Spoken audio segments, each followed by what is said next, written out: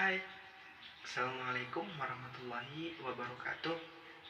Nah, saya Bayu Anggara Putra S, KPIC semester 5, di mana akan menjelaskan mengenai analisis media. Yaitu di awal saya akan menjelaskan mengenai analisis framing.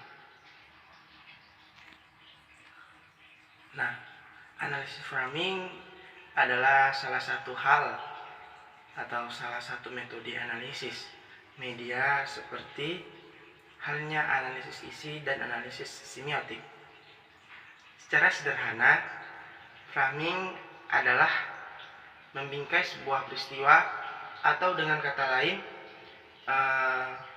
framing itu digunakan untuk mengetahui bagaimana perspektif atau cara pandang yang digunakan wartawan atau media massa ketika menyeleksi isu dan menulis berita.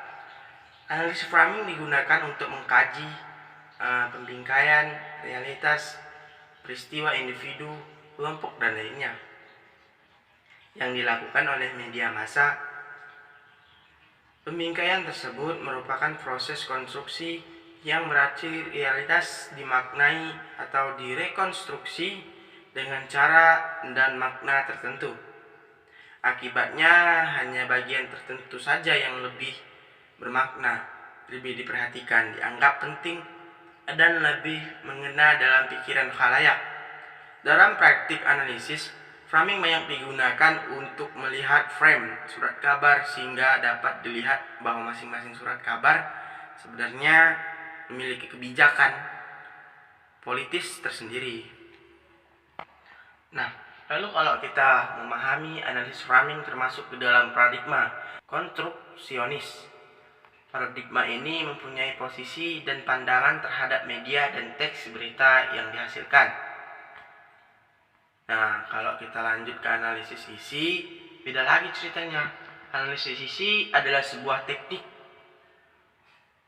Jika analisis framing adalah sebuah bingkai, maka analisis isi adalah sebuah teknik yang digunakan untuk menganalisis dan memahami teks. Analisis isi juga diartikan sebagai teknik penyelidikan yang berusaha menguraikan secara objektif, sistematik, dan kuantitatif. Menurut H. de Lasswell, analisis seperti ini disebut dengan semantik kuantitatif. Peneliti dapat belajar banyak tentang masyarakat dengan menganalisis koran, majalah, program televisi, atau musik. Para peneliti yang menggunakan analisis ini tidak mempelajari orang-orang, tetapi mempelajari komunikasi yang diciptakan oleh orang-orang tersebut. Teknik ini terutama dipakai dalam bidang publisitik, psikologi sosial, dan ilmu politik. Selain itu, analisis isi juga digunakan untuk mengukur perubahan budaya dan mempelajari berbagai aspek budaya. Sosiolog juga menggunakannya sebagai cara tidak langsung untuk menentukan bagaimana kelompok-kelompok sosial dipandang.